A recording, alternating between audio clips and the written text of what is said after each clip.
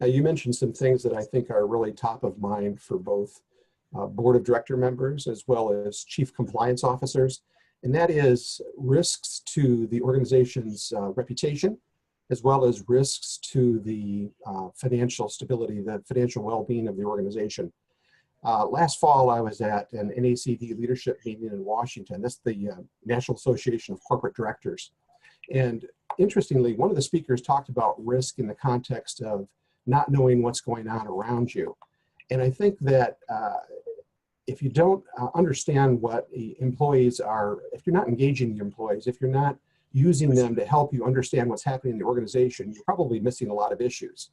And if you're missing the issues, you can't get them on the table. And if you can't get them on the table, you're not going to be able to resolve them.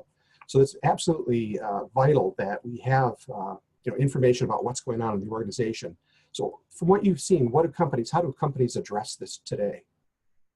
Well, good point, Jay. And so we see really two main categories of companies. There's the employers who encourage and enable their staff to speak up in an effective manner, and they listen to the employees when they speak up in order to prevent or mitigate a host of negative events. At the other end of the spectrum, there's those who don't capture the right information from the right person at the right time and end up featured in the Wall Street Journal risk report for all the wrong reasons.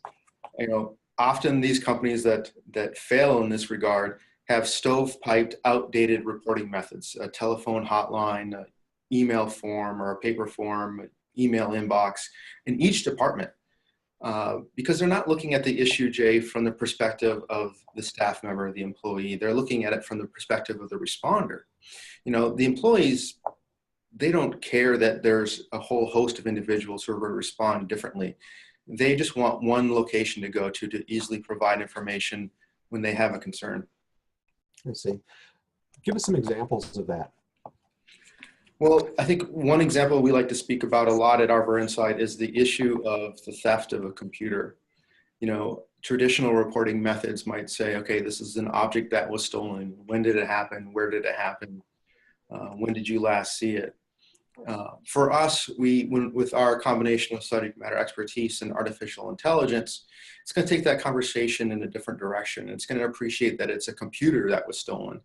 And it's going to ask questions about when, where, how it occurred, who was involved. But then it's going to go off into, was the computer password protected? Was the data encrypted? Was there an external storage device stolen along with the computer? It's going to focus on the real core issue here of a stolen computer, which is really data security. Mm-hmm. Yeah, that's so important. Those kinds of questions are the kinds of questions in the company I came from that the experts asked. And yeah, they're absolutely vital to understanding the whole context.